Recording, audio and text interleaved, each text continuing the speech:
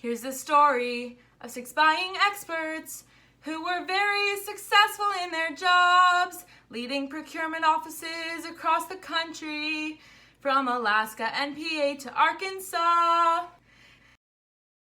What are some other processes that we need to look at changing going forward? What are some other things we need to look at to get rid of that paper process, to make it more automated, to make it easier for those working from home?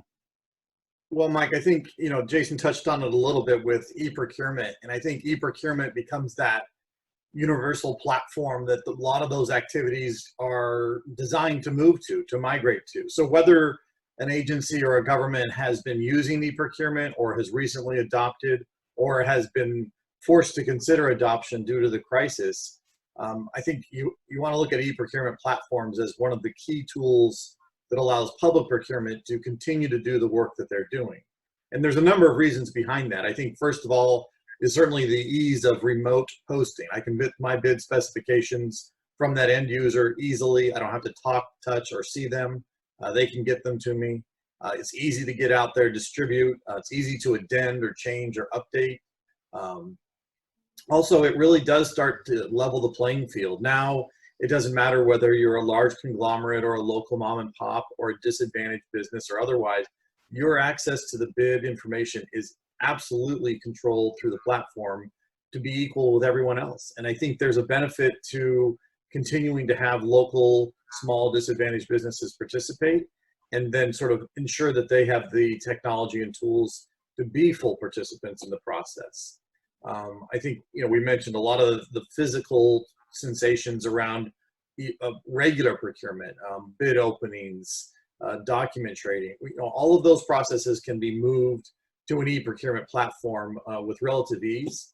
And I think in the background, the one requirement that most agencies will need to ensure that they've addressed is the legislative side. What do the rules say? What are the charter rules? What's state law? And how do those impact the ability to fully utilize the tool that is eProcurement? Because I think really in a lot of places it has been used to post bids and collect maybe bid returns, but it is so much more robust than that and able to track, report, feedback to financial systems, and really develop a fully implemented tool for eProcurement that ensures procurement's processes are protected and executed per the rules and per the requirements of that agency. Yeah, it's a great point, Jason, about the need to have some legislative change and relief. And I think we also need to really work with our attorneys and have them become really great partners and champions of change with procurement. I was really lucky when I was in Pennsylvania to have 2 great procurement lawyers, Gary Ankerbrandt and Chuck Anderson. But I know a lot of people aren't quite as fortunate to have lawyers who are very progressive. And we're going to have to look at our processes through a different lens. Like, for example, a lot of governments still require evaluation committees to meet in person and for the documents they look at to be in paper, and that they can't leave the evaluation committee room. It doesn't work now. And so we really, not only does procurement have to change, and I think procurement wants to change and is changing, but the lawyers who support us really need to be thinking about this very progressively.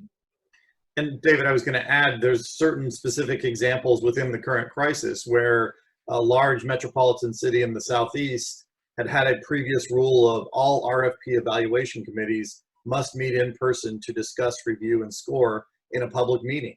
They were able to move through their eProcurement platform into an online environment and conduct the same meeting successfully. So it can be done even on a quick turnaround.